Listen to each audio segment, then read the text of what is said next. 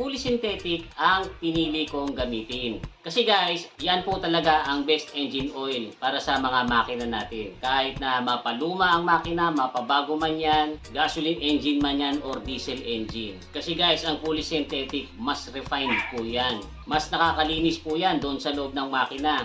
Mas protektado din yung mga moving parts ng makina natin. Pagkatapos, mas matagal ang interval ng next oil change. Kaya ang ginamit ko po ay ang Pertua SF10 fully synthetic oil. Subok ko na to guys kasi 1988 pa lang mayroon na pong Pertua. Noon pa lang po ay nagpo-provide na sila ng cutting edge lubrication. Tsaka sa Pertua guys, may ilalakas pa ang makina.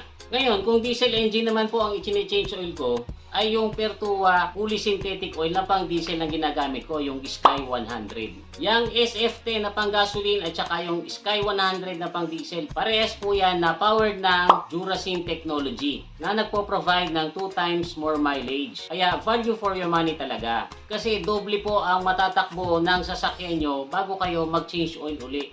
Ang Pertua fully synthetic oil ay very affordable din. Kahit i-canvas nyo pa yan sa mga auto shop or sa mga online shops. Mas cost effective po ito kaysa sa ibang brands. Kaya sa Pertua, premium performance sa abot kayang halaga.